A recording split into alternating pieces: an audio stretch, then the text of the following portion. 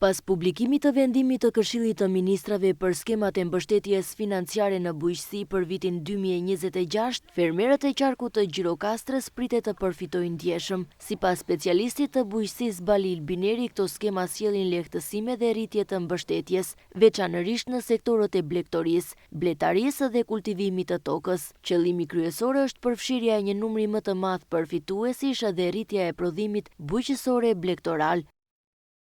Me mjaft interes do jenë për fermerët e qarkut ton, skemat e blegtorisë, mashtimit të bletarisë dhe mbështetja për sipërfaqen e kultivuar. Ka përmirësime të ndjeshme tek fermat e blegtorisë, tufa bazë matrikulluar, mbështetja për tek masa e lopëve, kafsh riprodhimi, nga 10 që ishte kufiri, 10 krerë që ishte kufiri vitin e kaluar, si vjet ka zbritur në 5 krerë, pra do të mbështeten një numër më i madh fermash të tilla.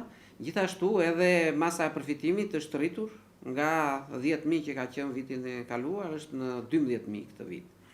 Po kështu te tufa baze matrikulluar për bagtit e imta, ka zbritur kufiri numrit të krerëve nga 100 në 50, pra do të kenë mundësi të përfitojnë një numër më i madh edhe këtu, tufash, blegtor, mjafton të ketë mbi 50 krerë, bagtit të imta të matrikulluara, dhe masa e përfitimit është rritur edhe këtu nga 1.200 lek, ka arritur në 1.500 lek.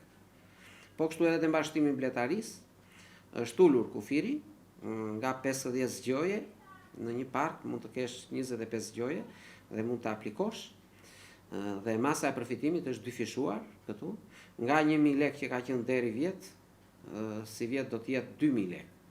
Pra ka një rritje të konsiderueshme të mbështetjes për këto tre masat kryesore.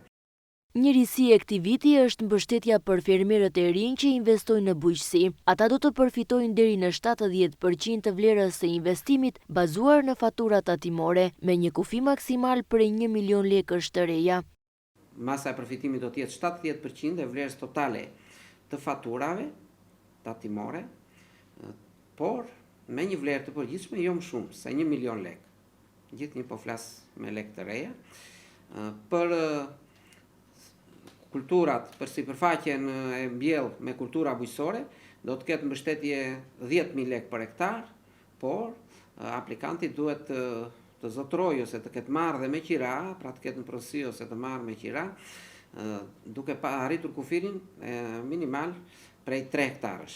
Me këto ndryshime pritet një rritje e përfshirjes së fermerëve në skemat mbështetëse, si dhe një zhvillim më i qëndrueshëm i bujqësisë dhe blegtorisë në qarkun e Gjirokastrës.